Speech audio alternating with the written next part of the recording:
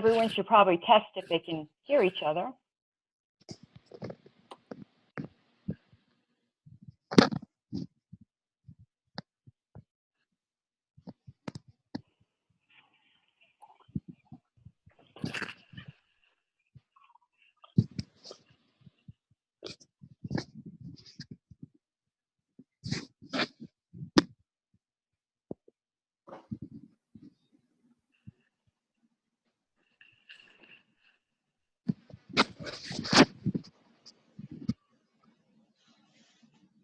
Test, test.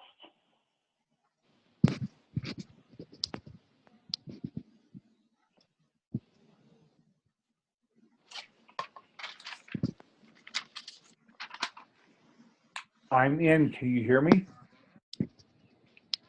I can. Can you hear me? Yes. Perfect.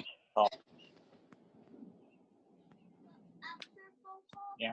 I don't see how I mute my mic.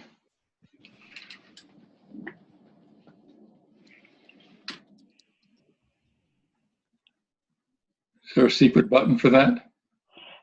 I can hear you. To mute your mic? I don't see that button for muting it. If you look in the lower left-hand corner, there's like a control thing at the bottom. Oh, I see it. Yeah, thank you. I gotta make a. Can I talk? No. Hi. No. Who's saying hi? Is that our youngest delegate? My nephew. I'm Ethan, his nephew.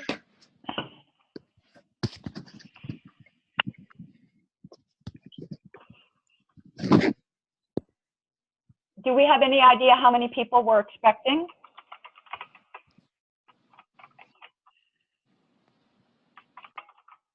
Don't know.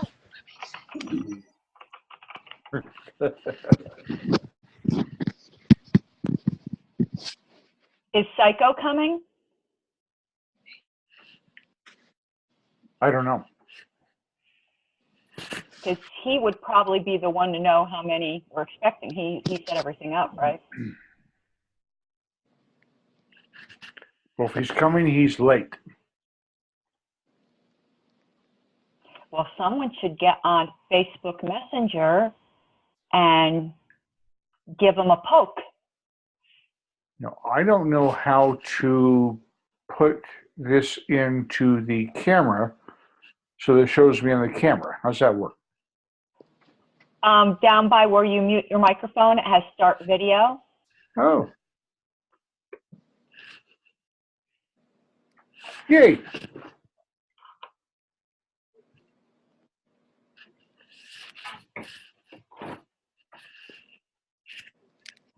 We have someone joining by phone.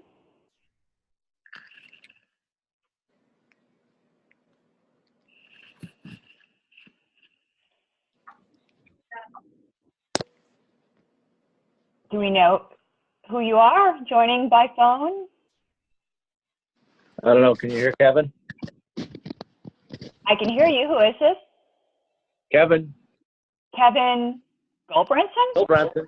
Yes, ma'am. You're on the computer and the phone? I'm in the office, and the computer in the office the program's telling me I can't find a microphone, so I called on the phone. Okay, got it. That happens sometimes. Okay. Kevin, I you will are move. horribly technologically retarded, as am I. Yeah, I've got you beat, Wayne. I'm not so sure about that. Did someone text Psycho? No, I'm doing it right now. Meantime, I'll finish my piece of toast.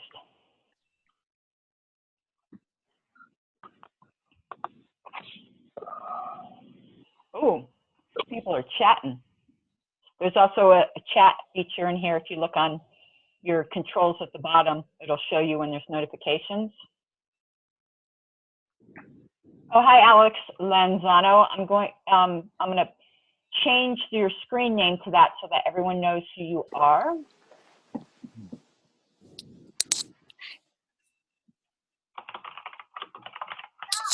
Huh? The ones that are all over are the ones that are unstable.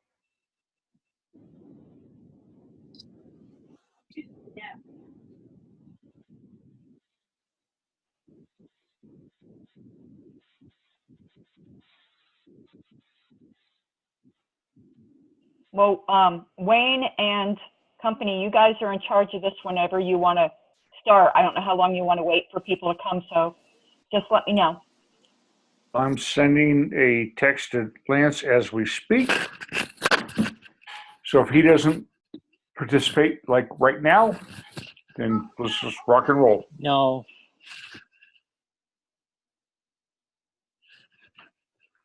How many people do we have here? You can see the participants list. We have 1, 2, 3, 4, 5, I only see 5 people. 6, 7. There's 7. That's because you're not scrolling down. I don't know how you operate in the modern world without me next to you. I don't know how to, oh, push the button down there. Okay.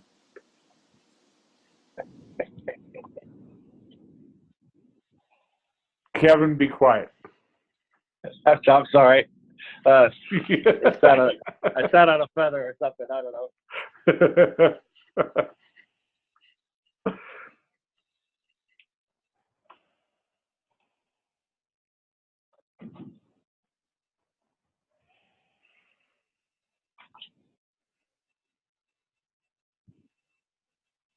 I think there was a Facebook group too. I'm going to go look and see who may have RSVP'd there.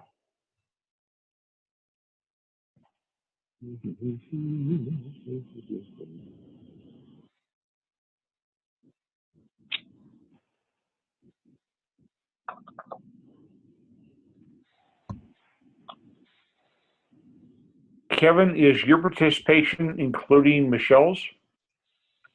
Well, she's here and can hear you, but she's working as well. Got it. She's good. Okay, let's see here. Event.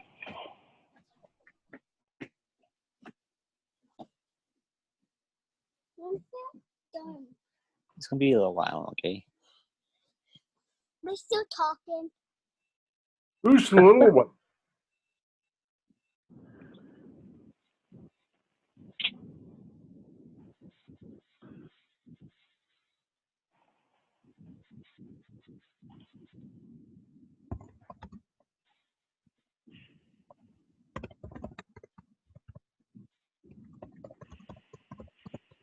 Alex, do you mean to be sharing your screen with us?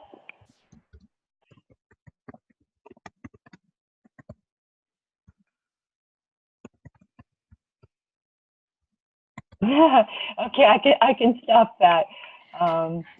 Let's see here. Yes, I stopped that for you.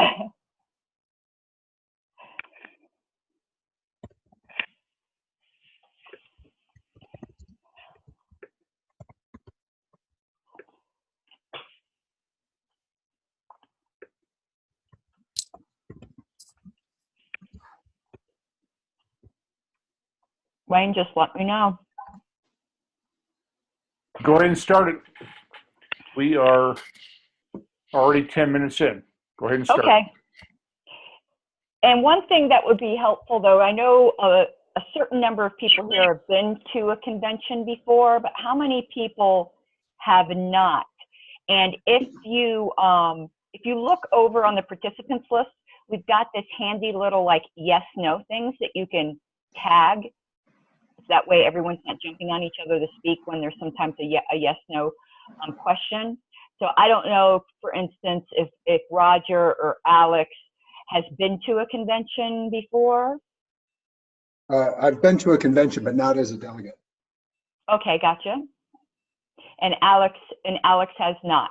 So a lot of this will then just be remedial. And what I would like to do is just go over some basic things, but then if there are questions or something more specific, for people to just ask. I think a dialogue is better than just, blah, blah, blah, blah, blah. The convention officially kicks off its business meeting on Sunday, but the festivities themselves start on Saturday, June 30th. The orientation, well, that's not the right word, like the welcoming ceremony is that evening. But also, depending upon how deep you want to get into this, there's a lot of things that go on during the day on that Saturday. There is an in-person platform committee meeting, there's an in-person bylaws committee meeting, and there's an in-person L&C meeting, and there's an in-person credentials committee meeting. Now, to some people, you probably would rather, hammer your foot to the floor rather than go to any of those. But if you really, really want to know how the sausage is made, I really encourage you to go. You'll learn a lot, and it will equip you more for the questions that are going to come up on the convention floor. Last convention was my first convention, and I went to all those meetings, even though I wasn't on any of them. And it really, really did help. And I love meetings, so that's a sickness of mine. But I encourage it. So if you have that flexibility in your travel plans, I would plan on being there for the Saturday items. Also, on Saturday evening, there will be a lot of groups that are having special activities. And Facebook right now is the best place to find those notifications. But as you get on site, the groups will have flyers up. They may have paid money for it to be in the convention book. If you did not buy, though, more than the basic package, you will not get a convention book, so just peek at someone else's. Because sometimes there'll be special events mentioned in there. For instance, I know of a few of my own. The LPC, which is the Libertarian Pragmatist Caucus, has a bunch of very interesting speakers in a room that they have rented. The Radical Caucus is having its convention meeting, and they have a party room all weekend. I know they're providing some booze, so that should be of interest in their suite. Kevin? Sorry, go ahead. You, jumped in. I was just moving my phone. And it... Oh, okay. I know Adam Kokesh has an event suite. The Mises Caucus has the Take Human Action ball. I think Ron Paul's going to be there. That is off-site. So you're going to want to bring a calendar and space it all out. So there is something to keep you busy every single moment, and a decision you will need to make. And this was part of the questionnaire that was sent out for Colorado delegates. And I'm not a fan of conventions doing this, but that's what they do, because that's, I guess, how they get enough people to make money. But during business conventions, there are also seminars going on at the same time. My personal opinion, and you should try to remember what you put on your questionnaire so you could keep your word to whatever you had said there, is that we're there to do business. I never cared much for the other things. The party business happens every 2 years, and the interests of Colorado in keeping the National Party on track are served by our delegates voting on platform and bylaws, not by going and hearing a favorite speaker. Most of those will be recorded and you can hear them later. So, you might not see it live, but I would ask you to prioritize business. Again, that's your choice, but Wayne might glare at you if you don't. So just so you know. So you have the opening ceremony on on Saturday. So first thing Sunday morning, we start party business. Now, everyone needs to check out the website, libertarianconvention.org. That is the main website for the convention, and that's where all updates will be posted. And if you go to that, I can share my screen maybe. Let's see. Continue, and because I've got that site up, and you all can let me know if you see it. Along the top, you will see various tabs that will have most of the information that you'll need here. For instance, though, if you go to schedule, that's what we're talking about right now. And notice it does say tentative. Within the next few days, that will be finalized. They're printing up the convention books right now. But if we go to the tentative schedule, you'll see there's even something on Friday. They've got all day pre-registration. So if you're there early and want to avoid the registration is credentialing. So you'll go to the registration desk and they make sure you're on the list and everything's kosher and get your name into the credentials committee. So if you are there on Friday, you'll help out the volunteers a lot if you pre-register, and then you won't be in a rush line on Saturday, because the lines will be long on Saturday because everyone tends to wait till the last minute. And notice it's all day Saturday you can do registration. Now, right now, the schedule has all day platform and bylaws committee meetings. That's not correct. They just didn't know which was going to be in that time. I know it now that bylaws is going to be 2 to 4, LNC's 4 to 6, whatever. All they mean by this 9 to 5 here is that all those meetings will take place sometime during the 9 to 5. They're not all day meetings. When this schedule is finalized, you'll get to see that. If you have been a major donor, you will have gotten an invitation to a VIP lunch with Bill Weld on that day, if that interests you. Yay. I'm not sure. Zip my mouth. I'm not sure if those will also be on sale if you didn't get an invitation. But some of us have already, I think if you're a Life member, you already will have gotten one as well. And then you could see here, for instance, they have Pragmatic, I think it's Pragmatist Caucus. Well, I guess Pragmatic Caucus, that room number has changed, so you'll have to, be on the lookout for those things. Dr. Walter Block is speaking at the welcome reception, and then this is the Radical Caucus, and there'll be more than this that's unofficial, that the part that isn't connected with the parties that won't be in the program. So that's what you have to keep in mind. And you're not going to be able to go to everything. It will be impossible. So you will need to prioritize. And also remember that in the foyer out there, there will be dozens of tables with people you're going to want to talk to, and merchandise you're going to want to check out, and free stuff, you're going to want to scarf up, buttons and the like. So that day's mostly fun. I can tell you a lot of delegates will be there on Friday all day. There's already parties planned. It's New Orleans. So this is going to be fun, and it's a beautiful hotel. Sunday is when the actual business starts. So every day, if you bought the pass, everyone will have to look at what kind of passes you got. So there's a free pass when you get in. I think all you get is a name badge with that. I'm not even sure you get a name badge. You might have to write it on a hi, I'm whatever. If you pay for the most basic package, you get the convention book and a name badge. And then the tiers start including lunches and dinners and things like that. If you got the gold package, everything's included. We had the gold package in 2016 and didn't end up going to any of the other things, but it didn't bother me because it's money that went to support the party. If you wait to register on Sunday, you will be in long lines. Okay, so all day you have the exhibit and vendors tables. There are 2 floors worth of those, and you'll see all day there's training and presentations.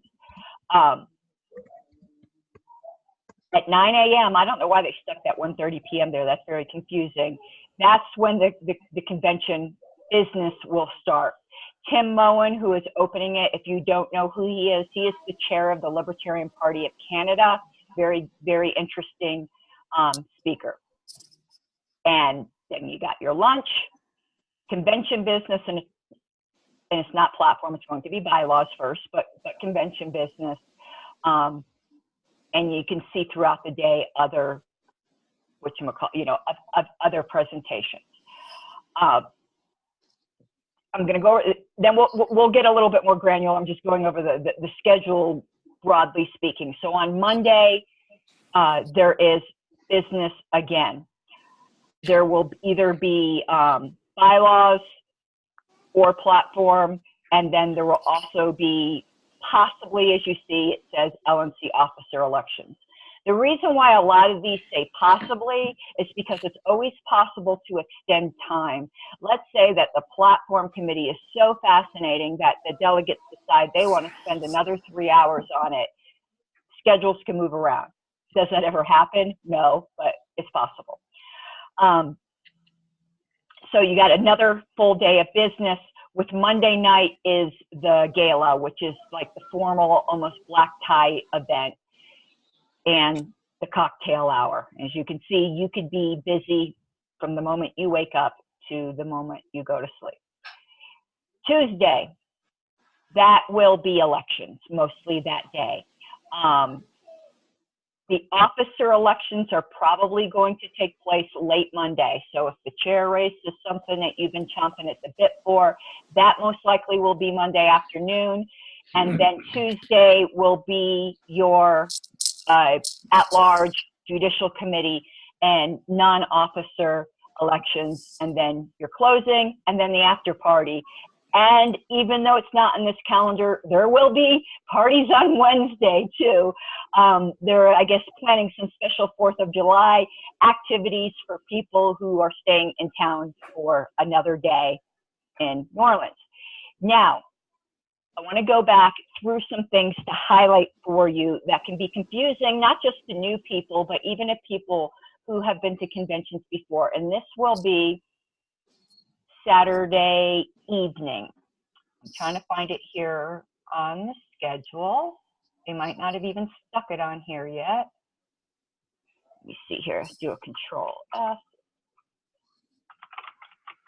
Right here. Okay, it's Sunday, they moved it to Sunday. Okay, Sunday evening, you'll see 6 to 6:30 is regional caucuses. And what that is, if you don't know, the way the Libertarian National Committee is set up is you have your officers, then you have at-large representatives, but then there are representatives that are specific to certain states that are called regions. They're loosely categorized by geography, but not always. Sometimes they can be on different sides of the country. Colorado is in Region 1, which is the largest region by number of states and the largest area geographically. We have 11 states now in our region from 9 last time. Some states only have 3, so that gives you an idea of the largeness of it. You need to be at that regional caucus. What will happen at that regional caucus will be of news specific to the states in the region Colorado is in, and you will be electing your regional representative there. That is Colorado's voice, specific voice on the LNC. And since it's a smaller body that elects them rather than the whole convention, you as a delegate's vote carries greater weight because it's a smaller voting pool. You'll be electing a regional representative and a regional alternate there. In the past, you guys know, and Wayne knows, regional caucuses were given very short shrift at conventions. You know, you'd find a corner to huddle in, and in fact, I'm the regional representative right now representing Region 1. And when I was giving my speech asking for votes, they had us in this corner, and there was the service door behind it, and a waiter came flying out and nearly knocked me to the floor. After that experience, I made sure this time regional caucuses have rooms and be treated professionally. So this will not be the way you're used to regional caucuses in the past. This will actually be worthy of the 3rd largest political party in the country rather than like some weird club. So definitely be there, and they're actually not going to be just a half an hour. They are going to be an hour in order to adequately conduct regional business. So there's your basics. And I know that's all well and good. You're like, okay, that's the schedule. But for a new person, that really doesn't tell you much. All that tells you is these things are going on. What does that actually mean for you? So if you even haven't been to a state convention, it might be a little bit more confusing. Each delegation, which is each state, has a delegation chair that is in charge of making sure the delegates know what they're doing and where they should be. The delegation chair is Wayne Harlos.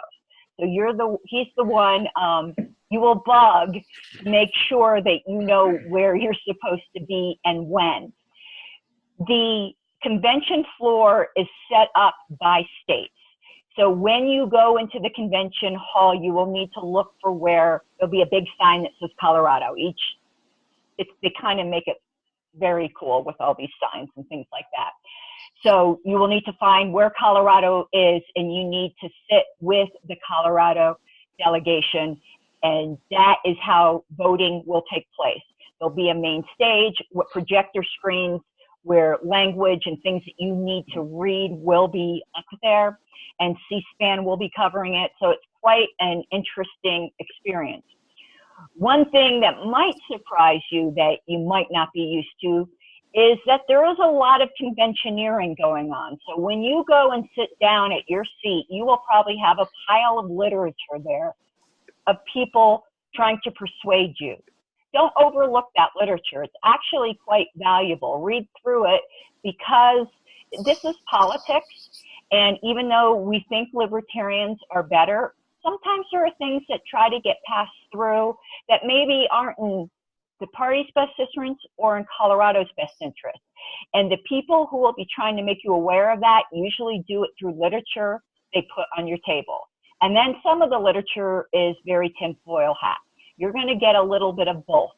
I guaranteed there'll be a chemtrail flyer, but mixed upon those, there will be valuable information. Read it. So the other conventioneering that'll go on that might surprise you is there will be people walking around doing all kinds of weird things, hopefully not stripping this year, but usually there'll be people with signs advocating for certain things to pass or not pass. I was walking around last year with a lightsaber, which I think was a first, that flashed red or green, depending upon how the caucus I was with would like people to vote. If you are aligned with a particular caucus or group, that can be helpful for you. If you know there's a group of people that you generally agree with and they give a sign how they are voting, and you're unclear and don't want to abstain, look for those signals, because that can help you.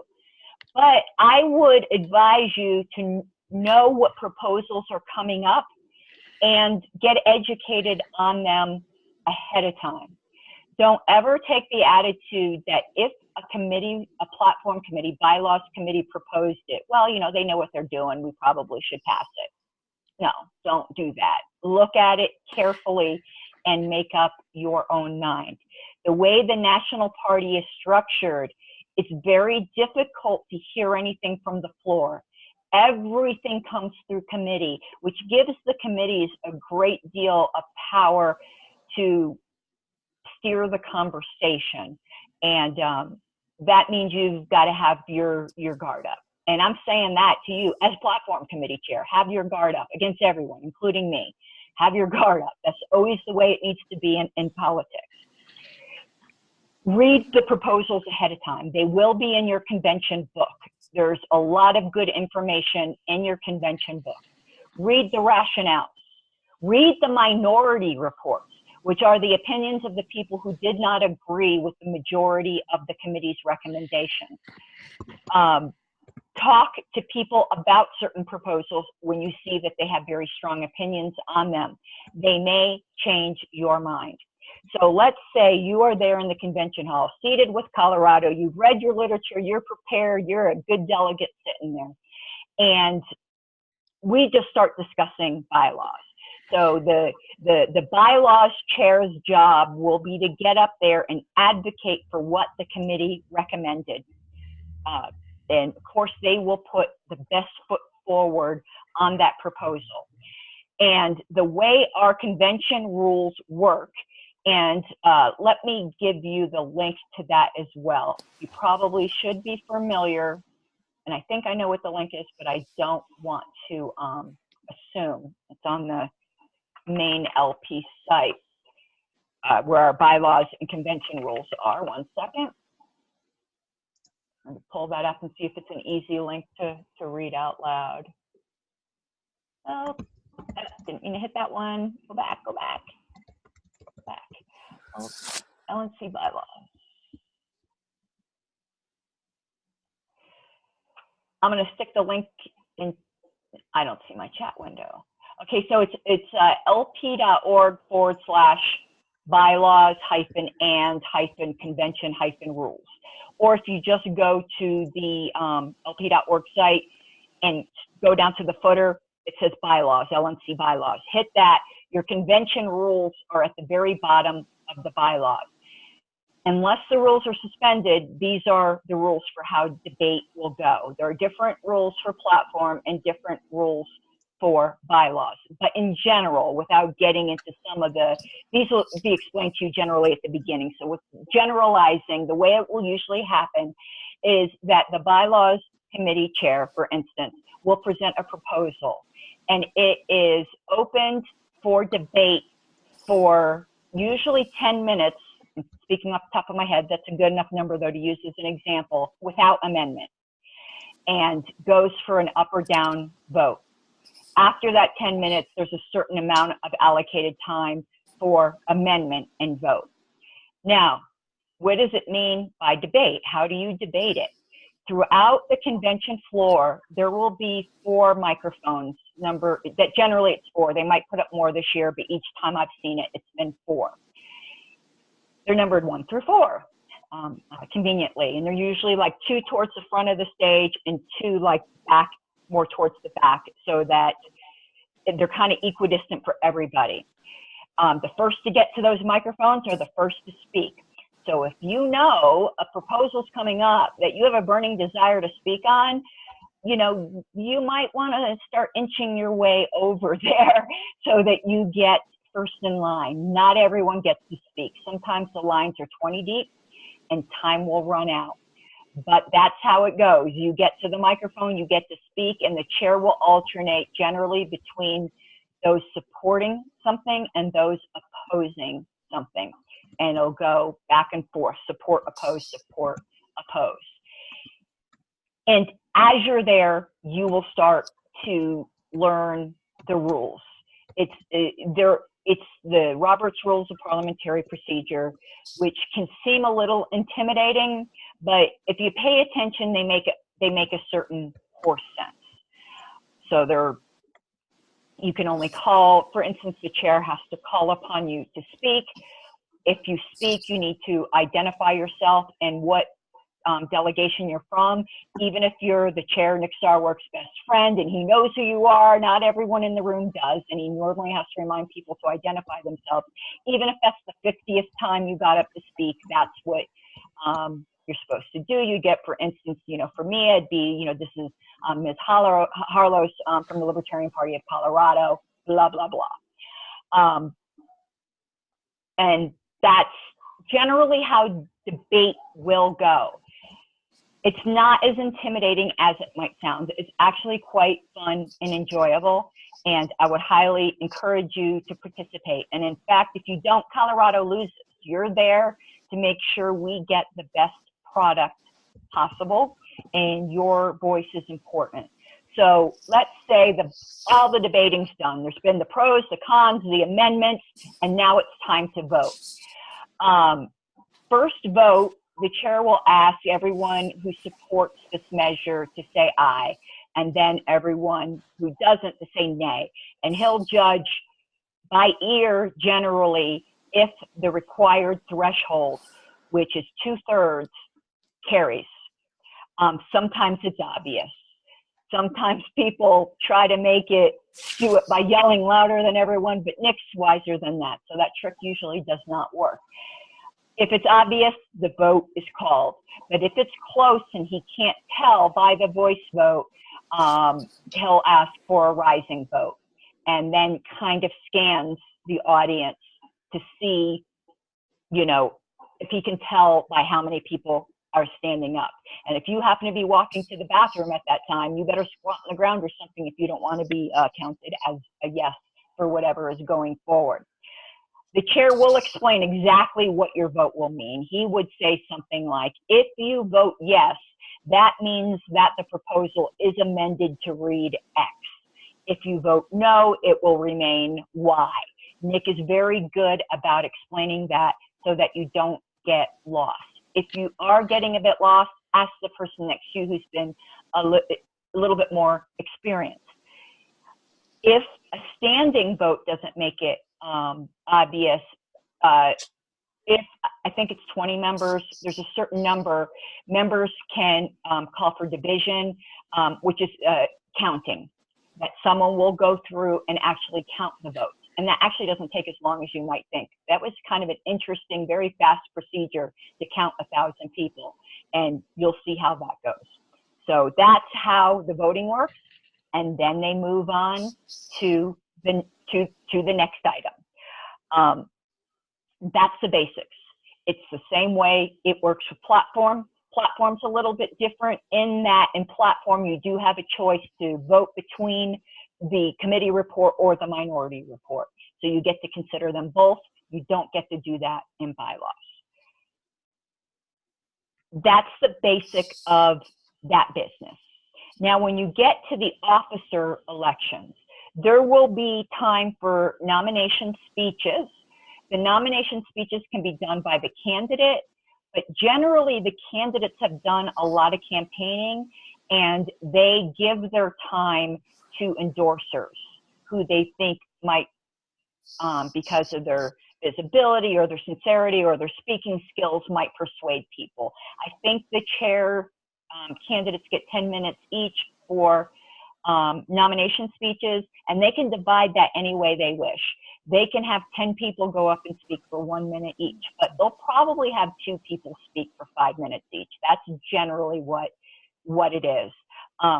And remember, this is an endorsement speech. It's kind of like lawyers' opening statement. They're there to advocate for something that is not, facts and evidence. It's a commercial, but so take it with that. But if someone you really respect is endorsing someone, you obviously should give some weight to that. The way that the campaign speeches go is generally they draw by lot, so it's random, and then it will proceed to elections. Elections for officers is not done by approval voting. Approval voting is when you get to vote for as many people as would be acceptable to you. You could vote for one, you could vote for them all, or you could vote for none of the above, or you can sit out the vote completely. The officer races are not that way. You have to pick one, NOTA, or abstain entirely. And it is the delegation chair will give you an actual ballot for that. So this isn't standing, raising hands, yelling, none of that. It's done on a ballot. You will indicate who you prefer. You'll give it to the delegation chair, who will then turn it in to the vote teller at the convention. And you have to wait a little bit for the votes to be tallied. The first person to get more than 50% of the delegates wins. If more than one person gets it in the first round, the one who has the most over 50% wins. Most races take more than one round. So let's say I'm doing the chair race as an example because that's the biggest race we have. Now I think we have 4 candidates. So we have those 4. Probably no one is going to get 50% the first round. The person who gets the lowest amount is then dropped and it moves into a second round. Generally, the person who drops out will, in one way or another, they don't usually give them microphone time to do this, but they will, in one way or another, signal that they'll throw their support behind one of the remaining people. And those votes will kind of shift over there. And then you have the second round. And it will keep going until someone has a majority. There have been chair races that have gone 7 rounds.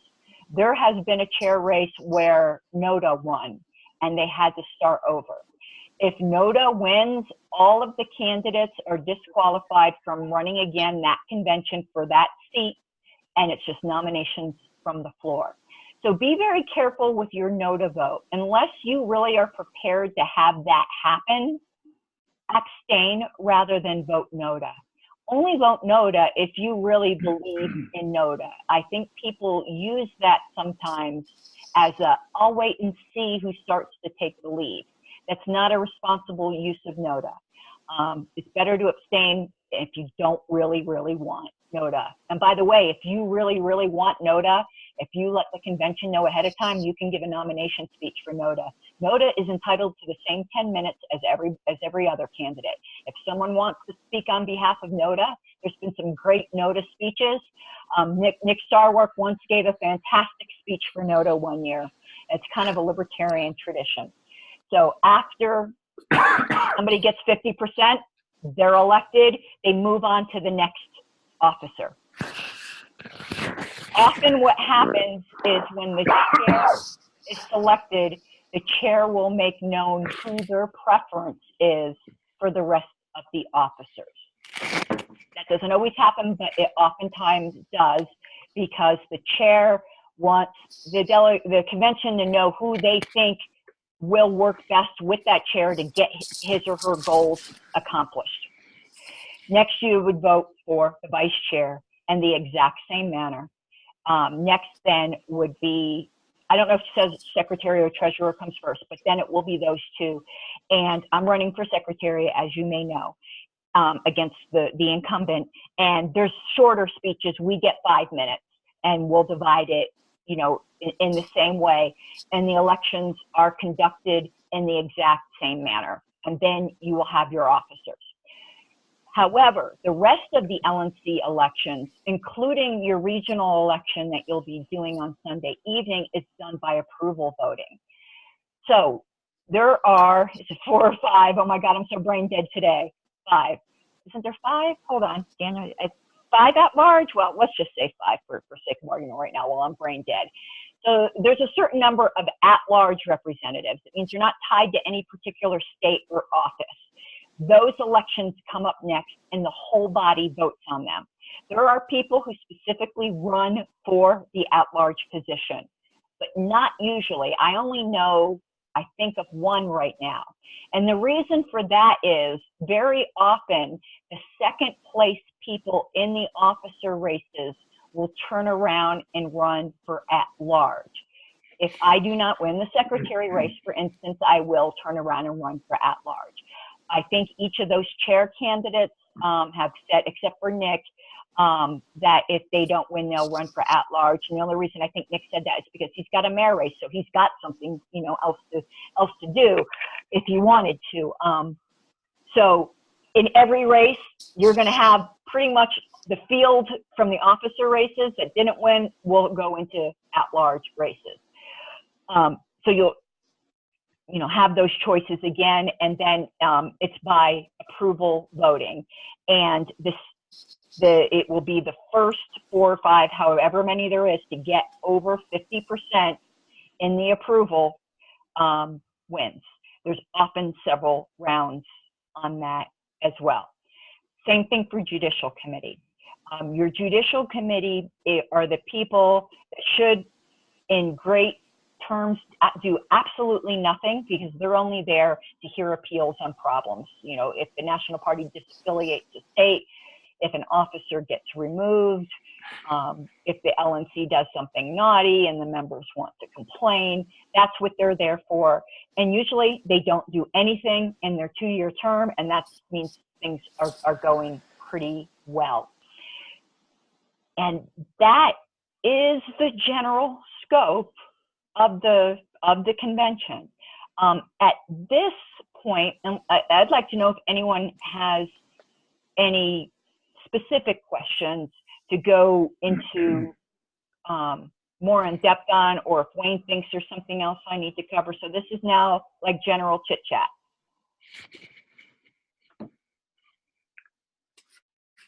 Caryn, Kevin has a question about nominations for all offices.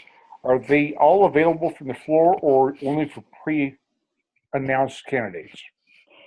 Okay, yeah, that's a good question. That gets confusing. Nominations are from the floor, and a candidate can nominate themselves.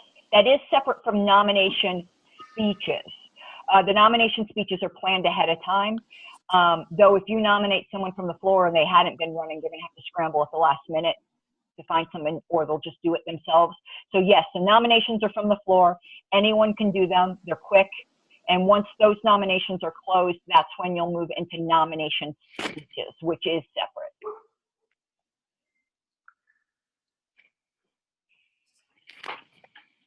Caryn, can you give us a background and a process on the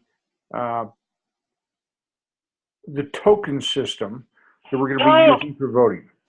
Thank you. Thank you. And there's going to be several sets of tokens. I knew I forgot something important. When you get credentialed, you will be given 5 slips of paper that we call tokens. And what these are for is, okay, you'll get these 5 tokens, and the token will ask you if there's a plank that you would like to see deleted from the platform. And you have 5 votes. You can write down the same plank on all 5 votes and push them all toward one plank, or you can vote for 5 different planks. Or if there's none that you want to see deleted, you could throw them out. You can't give them to other people. They're assigned to you. They're not transferable. So you can mix them up any way you want.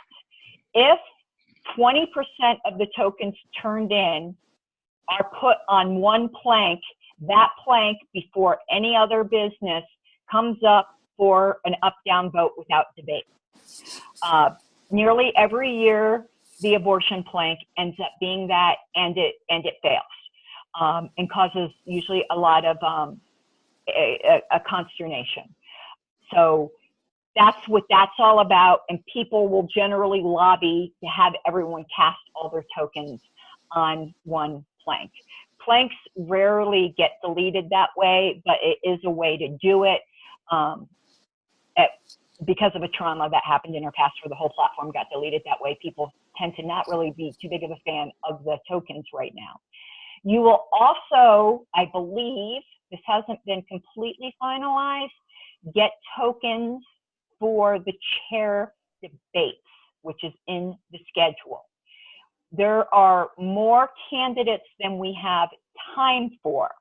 So they had to find a way to fairly decide who gets to be in the debate. So the chair candidates will be going around asking for your tokens for them. So you will, I don't know how many you'll get, you'll be able to cast tokens for which chair candidates you would like to see in the debate. They might also do that for vice chair. This is not a presidential nomination year, but in those years, that's who they do to see who's eligible for nomination. Because sometimes we have people who show up that nobody's ever heard of before. And if you can't get at least, I don't know, the last time it was like 200 tokens or something of people who actually would like to see you have a chance at the nomination, then you can't be necessarily nominated. That's a whole different thing. It's a little bit more complex than that. So since we're not in presidential year, I don't need to go into that too much, but it's very similar.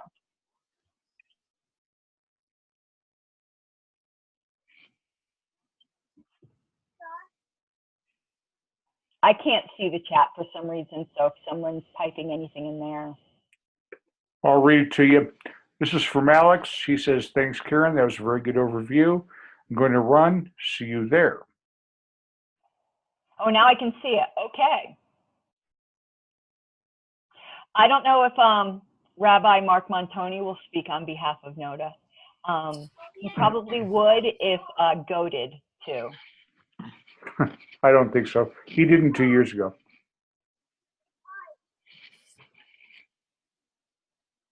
Kevin noted, and this is correct, they do officer elections from the highest office downward. So it is theoretically possible, for instance, if, let's just use Josh as an example, if Josh didn't get chair, he could turn around and run for vice chair. That generally doesn't happen because people tend to pair up. Alex Merced and Josh, they're not an official slate, but they kind of are.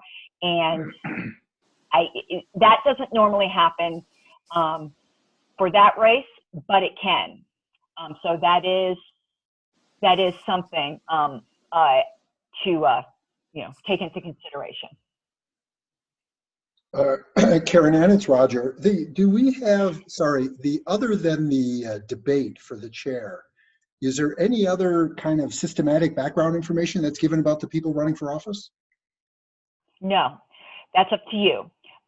Most candidates have campaign websites. Most of them have campaign web pages, and it is incumbent upon the delegates to do the research.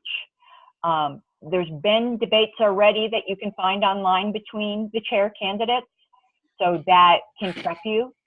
And there's all kinds of stuff on Facebook that you could probably believe 10% of. But the responsibility is upon the delegates to do that. And for the other officers, there's no debate.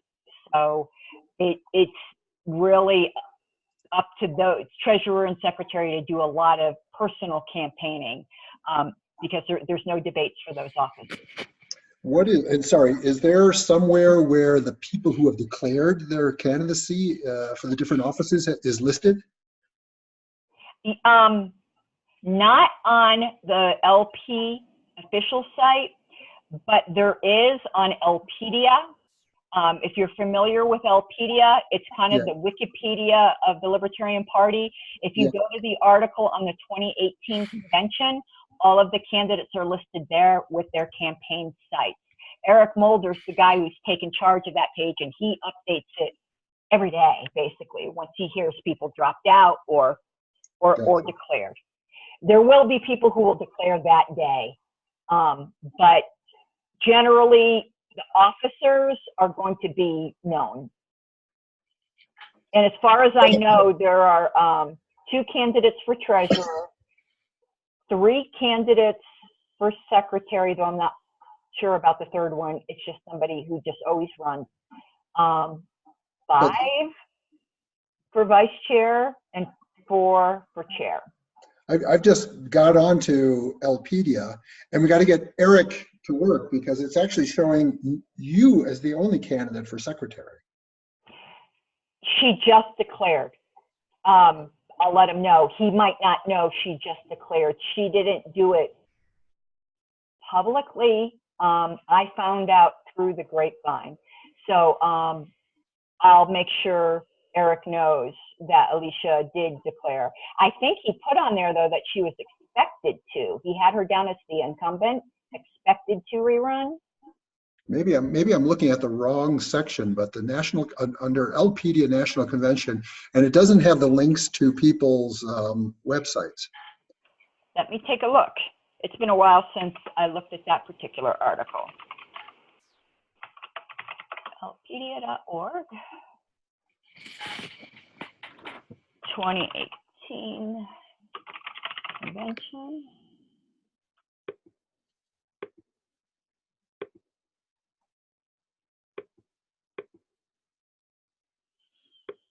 National Convention 2018. Let's see here. And let me move this chat window to another screen because it's hiding. I guess the only way, maybe behind people's names. No, that brings you. Oh no! See the footnote there. Okay. It's only in the footnotes. Yeah. Okay. Got it. Okay. Yeah. And he put my group for mine rather than my campaign site. But if you went to the Facebook group, the campaign site is there. So there's at least some reference to where you can at least start to find information about the candidates. And you're correct. He does not have Alicia here, and she needs to be. So I will talk to him about getting her on there. I don't think she has a site, and she's not on Facebook. But Eric will research that. Okay. Thank you for bringing that up. I thought for sure that was there. Got it. Okay. There's 6 for vice chair. Yeah, 5 for chair, okay. and that doesn't include any cascades down. Man, it could be a real scrum. Yeah, but I doubt any of the chair candidates will run for vice chair. Right, right. Kuhnel might. Kuhnel might run for everything because he's kind of there to make a statement. He's already said he's not there to like actually win. I don't know Matt Murphy or Shooter very well, but Okay. I know that Nick and Joshua will not run for vice chair if they don't win chair. Okay. But there will be some cascading. When you get down to like secretary and treasurer, that requires specific skill sets that you can't just step up to be treasurer because you didn't win chair if you're not an accountant or something, you know. So that's a little bit more limited. Do we vote for all region representatives or just our own? Just your own. Okay, that makes sense. Yeah, just your own. And if any of you guys know Chuck Moulton, he will be passing out analytical statistics on current LNC members. Their voting records. You can see if they've missed any votes. You can see if they consistently voted in ways that you think are awful. He has this whole spreadsheet chart thing that will break it all down. He does voting clusters sometimes, so you can see, you know, which groups generally vote together and that sort of thing. So he'll be passing that stuff out, and it actually can be quite useful. For instance, if you know there's a candidate who you don't like, and the results, you can then check to see if there's been someone who's generally aligned with them and know, well, I'm probably not going to agree with this person's voting record either.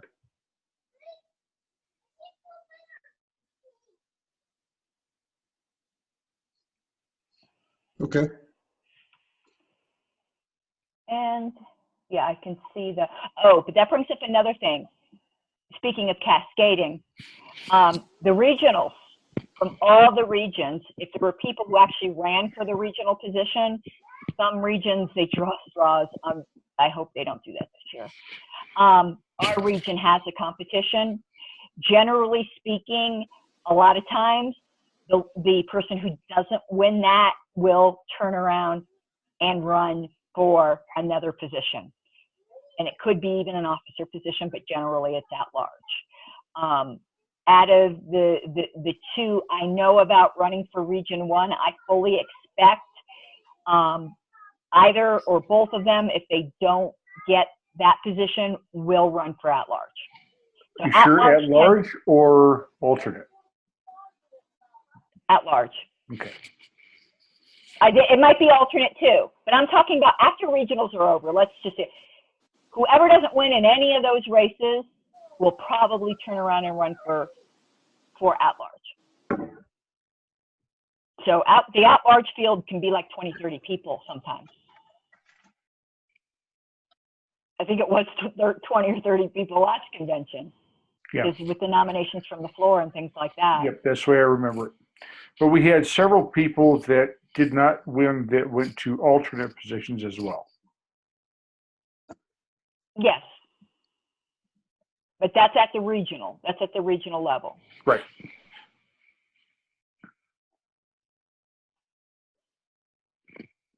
And I think I'm kind of going through the bylaws a bit in my head to see if there's anything other major that didn't get covered.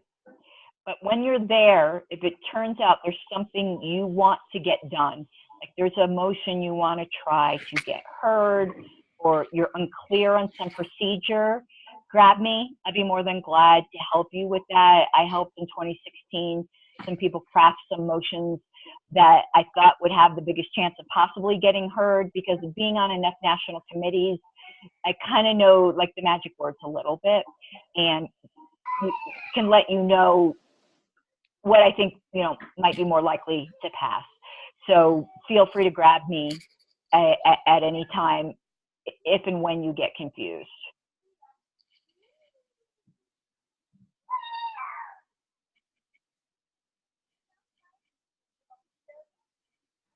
And Wayne, I'm turning it over to you to just make sure we've covered it all.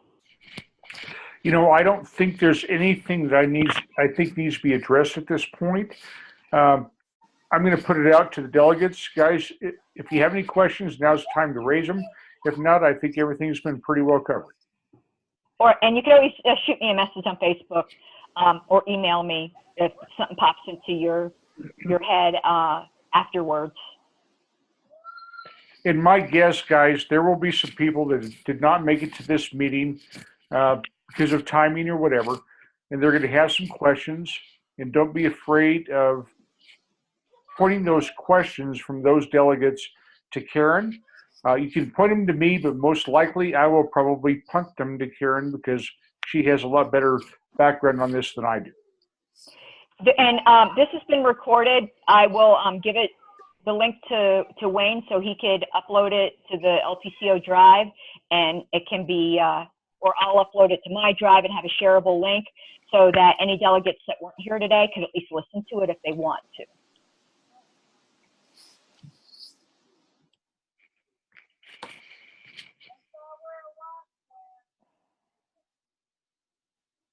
Okay, great.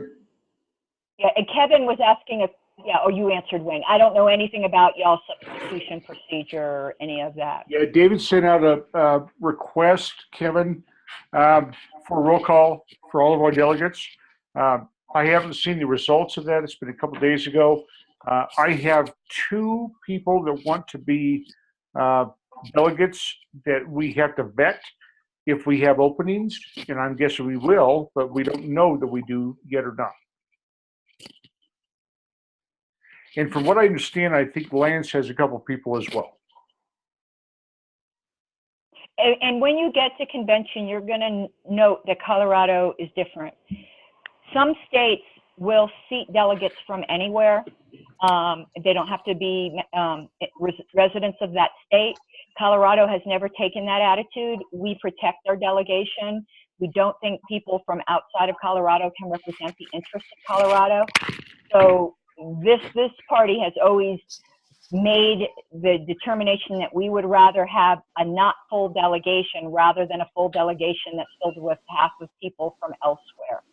So filling our delegation is different than other states because they have to be Colorado members and for a certain amount of time. So it can't be some stealth Republican that just joined yesterday type of thing. We did not have that rule until last convention, and we did have a delegate who registered from Republican to Libertarian 6 days before the convention, and when his preferred candidate did not get the nomination, left the party and registered with the Constitution Party within a week after the convention. So we put in a new rule to try to protect against that. It's basically anti-takeover provisions. So I think out of all the states in the national party, we protect our delegation the most without being like outrageously unreasonable. Is there a particular type of clothing we should wear? Well, according to 2016, you don't have to wear any, but I would not suggest that. People have different views on that. I will be wearing, and it's not just because I'm running for office. I think it's serious business and I wear business attire. But people do wear casual clothes. You wear jeans, t-shirts. There's people who will come in shorts and flip-flops. So it's basically your comfort level, but remember, we will be on C-SPAN. So a lot of people do feel strongly that the minimum is business casual, but there are no rules for that. And Star Child, let's just, period. Yeah, I was thinking jockstrap and flip-flops, you know. Well, he wore the see-through raincoat last time, but its performance are the The see-through raincoat was protesting the lack of transparency on the LNC. So if the LNC wasn't going to be transparent, he was. Yep. And he did come to an LNC meeting one time in Daisy Dukes. Okay, I'm gonna jump off. Thanks, Thanks. Roger. Thanks. Take care. All right, thank you. Hope it was helpful. Yeah, very good. Thanks very much, Caryn. Thank you. You have an awesome day. You too.